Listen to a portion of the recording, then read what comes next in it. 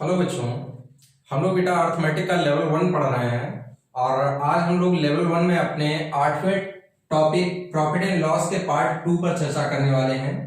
आप सभी बच्चों ने पार्ट 1 के वीडियो में हमसे बेसिक के क्वेश्चन जो मैंने आपको बताए थे वो आपको समझ लिए होंगे आप लोगों ने, और मैं कहूंगा कि आप उन सभी प्रश्नों को बहुत अच्छे तरीके से तैयार कर लीजिएगा। और जिन बच्चों ने पार्ट 1 का वीडियो नहीं देखा है तो उनको पहले मैं ये बोलूंगा कि वो पार्ट 1 का वीडियो देखें, तब उनको पार्ट 2 का वीडियो अच्छी तरीके से समझ में आएगा। ठीक है बच्चों? हाँ तो बच्चों देखिएगा, हम 2 प्रश्नों से आज के पार्ट की शुरुआत करते हैं। देखिएगा किस तरीके से ये सवाल आपको लगाने हैं। देखिएगा जो मैंने सवाल अभी आपके सामने लिखे हुए हैं, इन सवालों में एक विशेषता होती है कि क्रमबद्धता पूर्वक व्यापार किया गया होता है। क्रमबद्धता पूर्वक व्यापार का मतलब एक आदमी दूसरे को बेचेगा, दूसरा तीसरे को बेचेगा, तीसरा चौथे को बेचेगा, चौथा पांचवें को बेचेगा। इस क्रम में मतलब सवाल को जितना हो सकता है बढ़ा चढ़ा के आपको एग्जाम में दे सकता है। ठीक है, लेकिन आप सवाल को कैसे एक स्टेप में सॉल्व करोगे, मैं आपको यह सिखाने की कोशिश करूंगा कि आप कैसे इस बड़े से सवाल को तुरंत एक ही बार में आंसर दे सकते हो।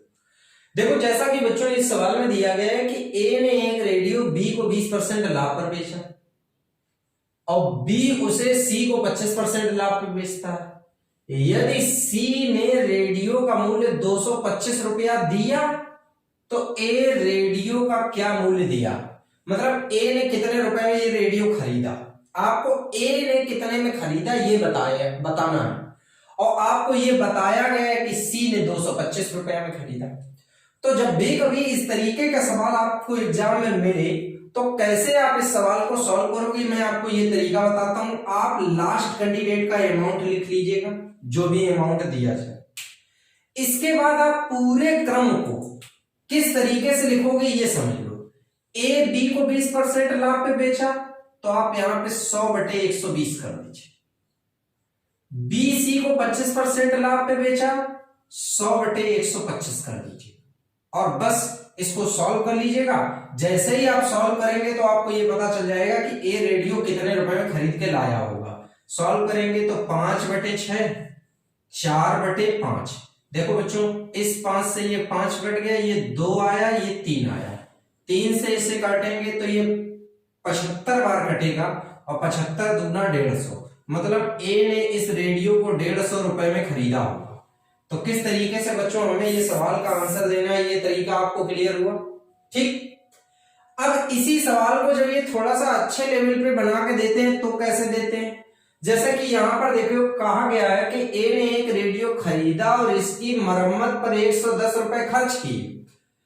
तब ए ने यह रेडियो बी को 20% लाभ पर बेचा, बी ने इसे सी को 10% हानि पर बेचा, तथा सी ने इसे 10% लाभ पर 1188 रुपए में बेचा। तो ए ने रेडियो कितने रुपए में खरीदा? तो सबसे पहले तो देखो, ए का मूल्य निकालने के लिए आप कौन सा स्टेप करोगे वो सुनिएगा। सबसे पहले बच्चों आप यहां पे 1188 रुपए को लिखेंगे, फिर पूरा क्रम लिखेंगे। 10% शुरू में 20% का लाभ है तो लिखेंगे बच्चों 100/120, फिर 10% की हानि है तो 100/90, फिर इसके बाद बेटा 10% का लाभ है तो बेटा यहां पे 100/110। इस तरीके से स्टेप लिखिए बेटा। अब यहां पे 0 0, ये 100 कट गया, और जो कट सकता है उसे काट लो। यहां पे इसे 5 और 6 भी लिख सकते हो। ठीक, अब जो जितना सिंप्लीफाई हो सकता है उसको करेंगे हम लोग। यहां पर देखिए, सबसे पहले तो इससे 11 से काटो तो 11 एकम 11, 0 11 8 88। ठीक, फिर 9 से अगर हम काटें तो 9 एकम 9, 9 दूनी 18, फिर 6 से काटो 6 दूनी 12। अब यहां पर देखिएगा जब सॉल्व करेंगे तो जैसे ही यहां पर सॉल्व करेंगे तो 2 पंचे 10 और गुणा कितना है 100, मतलब 1000 रुपए। बच्चों यहां पे गौर करिएगा, 1000 रुपए आपका आया। लेकिन अगर आपने जल्दबाजी में आंसर दे दिया तो आंसर तुरंत बच्चों गलत हो जाएगा। गलत क्यों हो जाएगा, जरा गौर करो। ए ने जब रेडियो खरीदा तो इसकी मरम्मत पे भी 110 रुपए लगाए, तो कहने का मतलब जितने रुपए का रेडियो ए लाया उसमें से 110 रुपए जब खर्चा किए होंगे तब ये रेडियो की कीमत बनी होगी 1000 रुपए। ठीक है बच्चों, इसका मतलब ए ने जब रेडियो खरीदा तो उस समय कीमत कितनी होगी, 1000 माइनस 110। जैसे ही आप यहां पर घटाएंगे तो आंसर आएगा 890 रुपए। इसका मतलब ए ने इस रेडियो को कितने रुपए में खरीदा था, 890 रुपए में। तो बच्चों किस तरीके से आप इस सवाल का आंसर निकालेंगे, आपको ये दोनों ही सवाल बड़े अच्छी तरीके से समझ में आ गए होंगे। तो ये किसी भी तरीके से आपके एग्जाम में दिए जाएं, आप हर हाल में आंसर इनका निकाल पाओगे। अब मैं आपको अगले प्रश्नों के बारे में बताता हूं। हाँ तो बच्चों अब जरा हम अगले 4 प्रश्नों पे चर्चा करने वाले हैं। जरा इन चारों प्रश्नों को देख लीजिएगा कि ये किस तरीके से प्रश्न लगाए जाते हैं। देखिएगा ये प्रश्न बेहद आसान होते हैं, बस इनका सही तरीके से आपको सिस्टम समझना है कि कैसे हम इनको सेट करें ताकि ये सवाल आपको आसानी से समझ में आ जाए। जरा गौर करिएगा।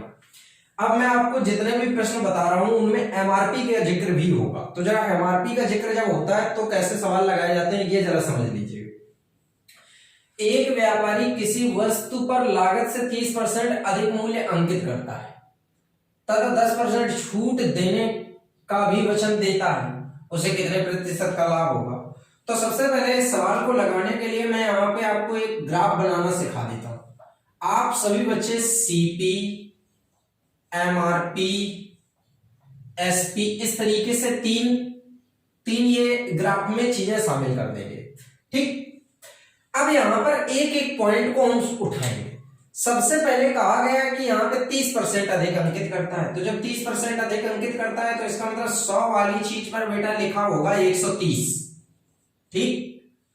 और उसके बाद कह रहा है 10% छूट देने का भी वचन देता है। अब ये बेटा जब 10% की छूट देगा तो सोचने वाली बात ये है कि छूट तो ये एमआरपी पे देगा ना, तो जब एमआरपी पे 10% की छूट देगा तो बेटा 130 का जब आप 10% निकालोगे तो यहां पर निकलेगा 13, तो 13 की छूट देगा। अब जब बेटा ये 13 की छूट देगा तो ये वाली चीज बिकेगी 117 में। अब जरा गौर करिएगा, एक बात बताइए भैया, यहां पर आपने 100 लगाए और फाइनली आपको 117 रुपए प्राप्त हुए, तो बताओ बच्चों कितने प्रतिशत का लाभ हुआ, 17%। तो ये बच्चों हो गया हमारा आंसर, ठीक है। सेम पैटर्न से आप अगला सवाल भी लगा सकते हैं, जरा ध्यान दीजिएगा। यहां पे भी 3 चीजें आप देखेंगे, सीपी, एमआरपी और एसपी, ठीक। सबसे पहले इन्होंने कहा 25% अधिक मूल्य अंकित करता है, मतलब स्पष्ट है कि 100 वाली चीज पर 125 लिखा है, ठीक। इसके बाद 5% का बट्टा देता है। 5% का बट्टा मतलब छूट। अगर 5% की बच्चों छूट देगा तो वो किस पर देगा, आपके 125 पर। तो बेटा देखो, आप जब 125 का 5% निकालोगे तो आपका निकलेगा 6.25, मतलब 6.25 की छूट होगी। तो जब बेटा 6.25 की छूट होगी तो जैसे ही आप यहाँ पे घटाएंगे तो आपका बच्चों हो जाएगा 118.75। अब जरा गौर करिएगा बच्चों, यहां पर 100 वाली चीज आप 118.75 में बेच रहे हो, तो जब बच्चों आप 118.75 में बेच रहे हो तो आपको कितना लाभ है, 18.75% का यहां पर बच्चों क्या होगा, लाभ। तो किस तरीके से बेटा ये सवाल आपके एग्जाम में लगाए जाएंगे, ये बात आपको बहुत अच्छी तरीके से समझ में आ गई होगी, ठीक है बच्चों। अब देखिएगा, सेम पैटर्न से ये भी प्रश्न लगेंगे लेकिन ये थोड़े से अलग है। क्या अलग है वो अभी आपको समझ में आएगा, जरा गौर करिए। सबसे पहले वही तीनों चीजें यहां पे भी लिखनी है, सीपी, एमआरपी और एसपी, ठीक। इन्होंने बोला गया कि एक व्यापारी वस्तुओं पर 40% बढ़ाकर मूल्य अंकित करता है, मतलब 40% बढ़ाकर लिखता है, 100 वाली चीज पे 140 लिख रहा और कह रहा है उसे कितनी छूट दी जिससे उसे 12% का लाभ हुआ। तो 12% लाभ होने का मतलब उसने 100 वाली चीज सामने वाले को 112 में दी होगी। अब यहीं पे आप कॉमन सेंस लगाइएगा कि उसने लिखा 140 है लेकिन सामान बेचा 112 का, तो कहने का मतलब उसने कुछ छूट दी। तो गौर करने वाली बात यह है कि यहाँ पे छूट दी कितनी, तो बच्चों पता चला छूट दी है 28 की। तो बेटा ये गौर करो, ये जो 28 की छूट दी गई है, ये जो 28 की छूट दी गई है वो किस पर दी गई है, 140 पर, और गुणा क्या कर लीजिएगा 100। जब बेटा आप इसको सिंपलीफाई करेंगे तो 28 से 5 बार कटेगा, 5 से 2 बार कटेगा, मतलब यहाँ पे 20% की क्या दी गई है, छूट। तरीका आपको अच्छी तरीके से क्लियर हो गया होगा। अगला प्रश्न भी मैंने इसी मेथड पे लिखा हुआ है, जरा गौर करेंगे। सबसे पहले सभी बच्चे यहाँ पे सीपी, एमआरपी और एसपी तीन चीजें अपने इसमें ग्राफ में लिखेंगे। इसके बाद इन्होंने कहा 20% अधिक अंकित करता है, मतलब 100 वाली चीज पे 120 लिखा है। फिर कह रहा है कुछ छूट देकर 10% लाभ कमाता है, तो कुछ छूट दी। अभी छूट तो नहीं पता है, लेकिन लाभ 10% है, तो 110 में इसने चीज बेची होगी। अब दिमाग लगा लीजिएगा यहीं पे आप कि भाई इसने 120 वाली चीज 110 में बेच दी, तो कुल मिला के इसने कितना डिस्काउंट दे दिया, तो 10 का डिस्काउंट दिया। अब बच्चों गौर करो, ये 10 का डिस्काउंट दिया किस पर है, तो 120 पर दिया है। तो 10 का डिस्काउंट जब 120 पर दिया जाएगा, गुणा 100 कर लीजिएगा, सिंपलीफाई करेंगे बेटा, तो यहाँ पर देखो 0 से 0 कट गया, 1/12। बच्चों मैंने लिखाया था 8 सही 1/3%, तो इसका मतलब 8 सही 1/3% का यहाँ पर बच्चों क्या होगा, आपको यहाँ पे 8 से 1/3% की आप क्या दे रहे हैं, छूट दे रहे हैं। तो किस तरीके से बेटा ये सारे प्रश्न लगाए जाएंगे, ये बात आपको अच्छी तरीके से समझ में आ गई होगी। अब मैं आपको इसी से संबंधित कुछ और विशेष प्रश्नों के बारे में बताता हूं, ठीक है बच्चों। हाँ तो बच्चों अब जरा अगले प्रश्नों को देखिएगा। अगले प्रश्न किस तरीके से आपको लगाने हैं। इन्होंने कहा एक व्यापारी अपनी वस्तुओं के अंकित मूल्य पर 10% छूट देता है, किंतु फिर भी उसे 8% का लाभ हुआ। उसने वस्तु के लागत से कितना अधिक मूल्य अंकित किया। ठीक, दूसरी तरफ ये सवाल दिया गया है कि एक दुकानदार अंकित मूल्य पर 25% छूट देने की बात कहता है और 20% का लाभ भी कमाता है। यदि वह वस्तु को अंकित मूल्य पर बेचे तो कितना लाभ कमाएगा। बेटा ये दोनों प्रश्न का अंतिम स्टेटमेंट या प्रश्न पूछने का तरीका भले ही एक हो, लेकिन दोनों बातों का एक ही मतलब है। इसमें भी एमआरपी जानना चाहता है और इसमें भी एमआरपी ही जानना चाहता है। तो जब भी कभी इस तरीके के सवाल आपके सामने आ जाएं, तो कैसे आप इन सवालों को लगाएंगे ताकि आप इन सवालों का तुरंत और जल्दी से आंसर दे सके, उसका मैं आपको एक बहुत आसान और बहुत अच्छा तरीका बताता हूं, जरा गौर करिए। सबसे पहले हम मान लेंगे लागत 100। ठीक, अब लागत 100 मानने के बाद आपको क्या स्टेप करना है वो मैं आपको समझाता हूं। सबसे पहले जो लाभ कमाया जाए उसे 100 में जोड़ दो, 8 लाभ तो 108। फिर जो छूट दी जाए उसे 100 में घटा दो बटे 90। अब इसको सॉल्व करो, 0 0 9 से काटोगे 12, 12 दशारम 120। बच्चों यहां पर ये हमारा मिल गया क्या, एमआरपी, और ये बच्चों क्या था हमारा सीपी। अब बच्चों गौर करो, सीपी 100, एमआरपी 120। इन्होंने कहा है उस वस्तु के लागत से कितना मूल्य अधिक अंकित किया। बताओ कितना अधिक अंकित है, तो 20% अधिक अंकित है। तरीका क्लियर हुआ। यहां पर भी इस सवाल को कैसे लगाओगे, सबसे पहले बच्चों यहां पे आप लिखोगे सीपी, सीपी मान लो 100। ठीक, अब उसके बाद मैंने क्या कहा कि लाभ कमाओ 120, छूट कितनी 25 तो 75। अब बराबर जो निकलेगा वो एमआरपी निकलेगा बच्चों। तो जब एमआरपी आप निकालोगे तो 25 से काट लो, 25 तिया 75, 25 चौका 100, 3 चौको 12, 4 चौको 16, मतलब 160। जरा गौर करो बच्चों, आपकी लागत 100 है, एमआरपी 160 है। लिखा है कि अगर वस्तु को अंकित मूल्य पर बेचें, अरे भाई अगर अंकित मूल्य पे बेचेंगे तो 100 वाली सौदा 160 में बेचेंगे, तो बताओ बच्चों लाभ कितना होगा, 60%। तरीका आपको समझ में आ गया होगा कि किस तरीके से आप इन सवालों को लगाएंगे। देखिएगा ये जो भी मैंने सीपी एमआरपी वाले सवाल आपको मैंने बताए हैं, ये बहुत ही विशेष और बहुत इंपॉर्टेंट होते हैं आजकल की परीक्षाओं को देखते हुए। आप सभी लोग हमारे द्वारा बताए गए इन सभी प्रश्नों को अच्छी तरीके से तैयार कर लीजिएगा। अब अगला कॉन्सेप्ट देखिएगा। हाँ तो बच्चों देखिएगा इन दो प्रश्नों को किस तरीके से आप लगाएंगे, इनको भी अच्छे तरीके से समझ लीजिएगा, क्योंकि ये भी आप लोगों ने अक्सर परीक्षाओं में देखे होंगे या अपने प्रैक्टिस सेटों में आप लोगों ने देखे होंगे। लिखा है एक बेईमान दुकानदार वस्तुओं को क्रय मूल्य पर बेचने की बात करता है, किंतु 1 केजी के स्थान पर 900 ग्राम का बाट उपयोग करता है, उसे कितने प्रतिशत का लाभ होगा। बताने के लिए अगर मैं ट्रिकी विधि से बताऊंगा तुरंत सॉल्व हो जाएगा, लेकिन थोड़ा समझ लीजिएगा तो आपके लिए लाभदायक होगा। थोड़ा दिमाग लगाइए आप लोग। दुकानदार कह रहा है कि मैं वस्तुओं को क्रय मूल्य पर ही दे दूंगा। क्रय मूल्य पर देने का मतलब ये होता है कि जितने रुपए की मैं कोई चीज खरीदूंगा उतने की ही आपको दे दूंगा। ठीक, सपोज करो थोड़ी देर के लिए मान लो 1 केजी में 1000 ग्राम होते हैं, 1 केजी में 1000 ग्राम होते हैं। तो मान लो 1000 ग्राम सौदा जो है वो 1000 रुपए की है। थोड़ी देर के लिए हमने मान लिया कि 1000 ग्राम वस्तु मतलब 1 किलो वस्तु 1000 रुपए की है। ठीक, तो ये बताइएगा वो आपको अगर 1 किलो 1000 की बेचेगा तो वस्तु को क्रय मूल्य पर बेच देगा कि नहीं बेच देगा? भाई उसने भी 1000 रुपए की 1 किलो खरीदी और आपको भी 1000 रुपए में 1 किलो दे दी। ठीक, लेकिन वो कर क्या रहा है, 1 किलो की जगह पे केवल 900 ग्राम का बाट लगाया। तो दिमाग लगाओ, जब वो 900 ग्राम का बाट लगाएगा तो सोचने वाली बात तो ये है कि उसने सिर्फ आपको 900 ग्राम सामान दिया। अब बच्चों आप कॉमन सेंस से एक बात सोच सकते हो कि अगर 1000 ग्राम 1000 रुपए की सौदा बनती है तो 900 ग्राम 900 रुपए की सौदा बनेगी। अब दिमाग लगाओ, आपसे उसने लिए कितने हैं 1000 और आपको सौदा कितने की थी 900 रुपए की, तो उसने लाभ कमा लिया। बताओ बच्चों कितना लाभ कमाया, 100 का लाभ कमाया।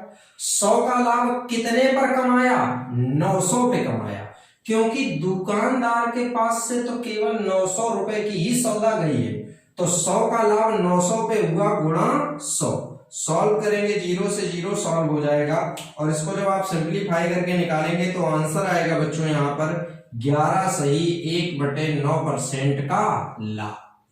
तो किस तरीके से ये इस सवाल को लगाएंगे ये बात आपको अच्छी तरीके से समझ में आ गई होगी। ठीक, अब जरा अगला प्रश्न देखो। अगले प्रश्न में तो दुकानदार कुछ ज्यादा ही बुद्धिमान है, जरा उसकी स्थिति देखिए। एक बेईमान दुकानदार वस्तुओं को 10% हानि पर देने की बात कहता है, ठीक, किंतु 800 ग्राम का बाट उपयोग करता है। ये दुकानदार क्या करता है, जरा दिमाग लगाइए फिर से। 1000 मतलब 1 केजी सामान 1000 रुपए का, 1 केजी सामान 1000 रुपए का है, लेकिन वो सामान आपको 10% हानि पर देने की बात कह रहा है। तो मतलब सीधा है कि वो सिर्फ आपको 900 रुपए लेके सामान आपको दे देगा। सोचिए 1 किलो सामान 1000 रुपए का है, लेकिन वो सिर्फ 900 रुपए देके आपको सामान दे देगा। लेकिन बच्चों दिमाग लगाओ, उसने बाट जो लगाया है वो 800 ग्राम का बाट लगाया है। इसका मतलब उसने आपको 900 रुपए लेकर सामान केवल कितने का दिया, 800 रुपए का दिया। भाई जब 800 ग्राम का बाट लगाएगा तो 800 रुपए का तो सामान दिया। एक बात बताओ बच्चों, जब 800 रुपए का सामान दिया और 900 रुपए उसने तुमसे हड़प कर लिए तो उसको लाभ कितने का हुआ, 100 का हुआ। लेकिन कितने पर हुआ, 800 पे हुआ। तो 100 का लाभ 800 पे होगा गुणा 100। सॉल्व कर लीजिएगा, 0 से 0 कट गया। जब आप सिंप्लीफाई करेंगे 1/8 को तो 12 सही 1/2% का क्या होगा बच्चों, लाभ होगा। तरीका आपको अच्छी तरीके से क्लियर हो गया होगा। अच्छे तरीके से आप इन सवालों को समझ लीजिएगा। बस इन सवालों में बस एक ही बात बेटा आप लोग याद रखना, 1 किलो सौदा 1000 रुपए की मान लो, कभी आपको सवाल लगाने में दिक्कत नहीं आएगी। बस इतना याद रखना, 1 किलो सौदा 1000 रुपए की होगी तो आप हर सवाल को तुरंत सही तरीके से सॉल्व कर पाएंगे। अब हम अगले प्रश्नों को देखते हैं। हाँ तो बच्चों अब जरा अगले 2 प्रश्नों को देखिएगा कि अगले 2 प्रश्न किस तरीके से आप लगाएंगे। लिखा है, ये सवाल तो मैंने आपको सेम पिछले पैटर्न पे दिया हुआ है, जरा गौर करिएगा। पहले मैं आपको फिर से वही बात बोलूंगा कि आप 1 किलो वस्तु की कीमत 1000 रुपए मानिएगा।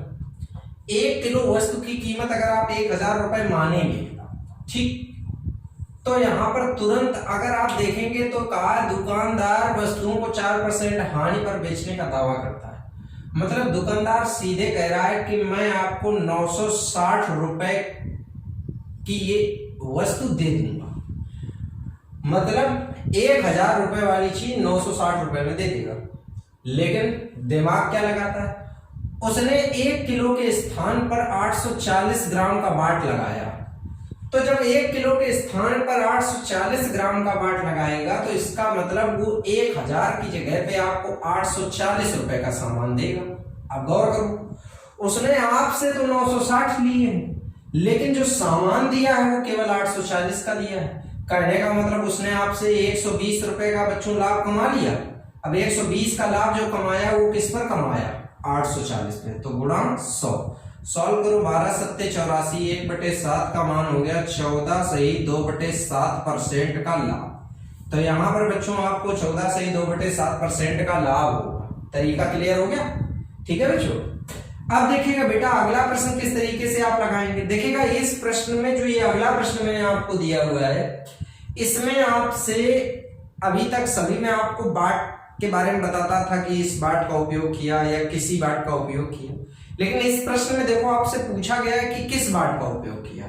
एक बेईमान दुकानदार वस्तुओं को क्रय मूल्य पर बेचता है, फिर भी उसे 25% का लाभ होता है। उसने 1 किलो के स्थान पर किस बाट का प्रयोग किया। तो जब भी कभी आपको ऐसा सवाल लगाने के लिए आ जाए तो आप कैसे लगाओगे जरा समझिए।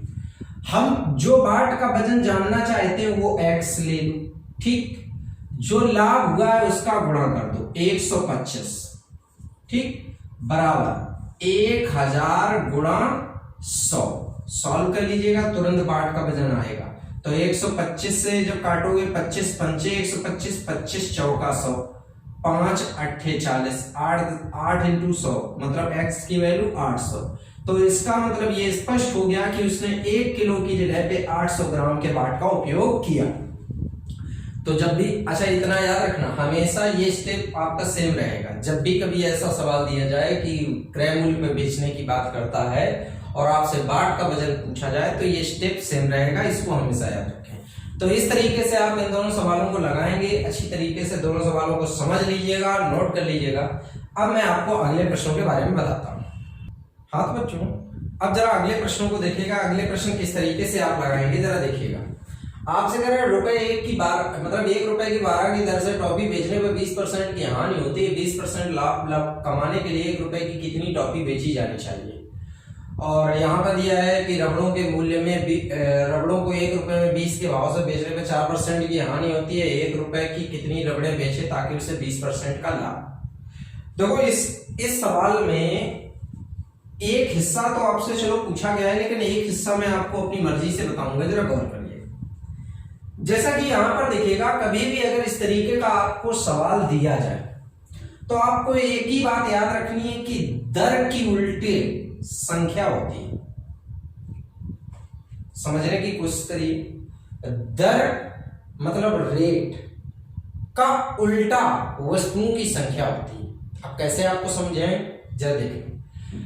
यहां पर शुरू में 20% की हानि होती है, मतलब दर हो गई 80, और बाद में आप 20% लाभ कमाना चाहते हो तो 120। गौर करो, सॉल्व कर लीजिएगा। तो यहाँ पे अगर हम सिंप्लीफाई करेंगे 40 से तो ये 2 बार, ये 3 बार, मतलब दर का अनुपात 2:3, तो वस्तुओं का अनुपात 3:2। जरा गौर करिए, जिस समय हानि होती है तब आप 1 की 12 वस्तुएं बेचते हो तो 3 की वैल्यू हो गई 12। अब अगर 3 की वैल्यू 12 होगी तो यहाँ पर आपको 1 की वैल्यू क्या मिली 4, तो 2 की वैल्यू क्या मिलेगी 4 दूनी 8। इसका मतलब ये आपका आंसर हो गया बच्चों। आपको 1 रुपए की 8 की दर से आप टॉफी बेचने लगो, आपको 20% का लाभ हो जाएगा। लॉजिक क्लियर हुआ होगा। अब उस सवाल को जरा समझ लीजिएगा। यहां पर भी आप सबसे पहले क्या लिखेंगे, दर। आप जब 1 रुपए में 20 के भाव से रबड़ बेचते हो तो 4 की हानि मतलब 96, और आप 20 लाभ चाहते हो तो मतलब आप 120 की वैल्यू चाहते हो। तो यहाँ पर 24 से काटो, 24 से 4 बार, 24 से 5 बार, मतलब यहाँ पर आपका बच्चों रेशियो बन गया 5:4। ये जो है आपकी वस्तुएं हैं। अब ये आपकी वस्तुएं हो गई। अब जरा आप यहाँ पर देखेंगे कि आप यहाँ पर रबड़ों को 1 रुपए में 20 के भाव से बेचते हो, तो यहाँ पे बच्चों 5 की वैल्यू क्या हो गई 20। तो जब बच्चों 5 की वैल्यू 20 हो गई तो 1 की वैल्यू कितनी बनी 4, और 1 की वैल्यू 4 बनी तो 4 चौको 16। मतलब अगर आप 1 रुपए की 16 रबड़े बेचोगे तो फिर आपको 20% का बच्चों क्या होगा, लाभ होगा। तो इस तरीके से आप इन सवालों को लगा सकते हो। लेकिन मैं आपको इसमें एक और बात समझाना चाहता हूं।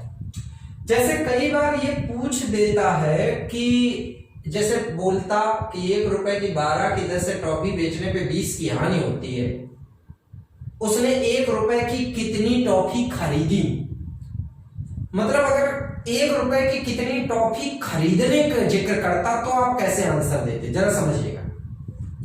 तब भी यहां पे दर लिखते, पहले लिखते 80, अब खरीदना है तो 100 लिखो, यहाँ पे अनुपात बना लेते हैं। यहाँ पे जब आप अनुपात बनाते तो यहाँ पे बच्चों अनुपात बनता 4:5, तो यहाँ पर आपकी संख्या का अनुपात बच्चों यहाँ पे क्या बन जाता 5:4। और इसी तरीके से आप सवाल को आगे कंटिन्यू करके लगा सकते थे। वो बात एक अलग की है कि यहाँ पे हमारी वैल्यू ये, क्योंकि हम अपनी मर्जी से आपको बता रहे हैं इसलिए वैल्यू यहाँ पे ऐसी नहीं है कि 5 से कट सके, लेकिन जब सवाल में पूछा जाएगा तो वैल्यू जरूर आपकी 5 से कट जाएगी। ठीक है बच्चों, वही बात अगर यहाँ पर अगर खरीदने की बात करता तो यही रेशियो आप 96 और 100 के बीच बनाते। तो इस तरीके से अगर आप सवालों को लगाते तो फिर आपके ये सवाल बहुत जल्दी आपके सॉल्व हो जाते। तो जब भी कभी खरीदने की बात करें तो बच्चों याद रखना कि एक तरफ तो आपको जो यहाँ पे जैसे 20 हानि दिया है तो 80 लिखना है, लेकिन दूसरी तरफ आपको क्या लिखना है 100। तो कैसे आप सवालों को लगाएंगे ये आपको हमेशा याद रखना है। ठीक है बच्चों, अब हम आपको अगले प्रश्न के बारे में बताते हैं। हाँ तो बच्चों जरा इन 2 प्रश्नों को देखिएगा कि किस तरीके से ये 2 प्रश्न आप लगाएंगे एग्जाम में। दिया गया है कि एक व्यापारी 10 रुपए में 11 की दर से पेन खरीदता है और इन सब पेन को 11 रुपए में 10 की दर से बेचता है, उसे कितने प्रतिशत का लाभ अथवा हानि होगी। देखिए किस तरीके से आप एग्जाम में इस सवाल को लगाएंगे। बेहद सरल प्रश्न होता है। ठीक, फिर इससे थोड़ा सा अच्छा प्रश्न अगला दिया गया है, जरा गौर करें। सबसे पहले हमेशा यहाँ पर इस टाइप के प्रश्न में ये देखा करो कि वस्तुएं कितनी, तो 11 वस्तुएं खरीदी 10 रुपए की, तो 11 वस्तुएं 10 रुपए की ले आया। फिर इसके बाद जब इन वस्तुओं को बेच रहा है तो 10 वस्तुएं बेच रहा है 11 रुपए की, 10 वस्तुएं बेच रहा है 11 रुपए की। अब इस सवाल को लगाने में एक बात हमेशा आपको ख्याल रखना है कि खरीदे गए वस्तुओं की संख्या और बेचे गए वस्तुओं की संख्या हमेशा बराबर होनी चाहिए, कभी अलग नहीं होनी चाहिए। तो इनको बराबर करने के लिए ऊपर गुणा कर लो 10 से और नीचे गुणा कर लो 11 से। तो जैसे ही इधर 10 का गुणा होगा और इधर 11 का गुणा होगा तो देखो यहाँ पे 100 रुपए आपकी लागत आ गई और 121 रुपए आपकी इनकम आ गई। जरा गौर करो बच्चों, आपने 110 पेन 100 रुपए के खरीदे और 110 पेन 121 रुपए के बेचे, तो बताओ बच्चों यहाँ पे तुम्हें लाभ कितने का हुआ, 21 रुपए का लाभ हुआ। किस पर हुआ, 100 पर, गुणा 100, परसेंट में बदल लीजिएगा तो आंसर आएगा 21% का लाभ। तो किस तरीके से आप इस सवाल को लगाएंगे ये बात आपको समझ में आ गई होगी। ठीक है बच्चों, अब जब प्रश्न थोड़ा सा और अच्छे लेवल पे बनता है तो 3 स्टेप हो जाते हैं, जैसा कि इस प्रश्न में देखिए।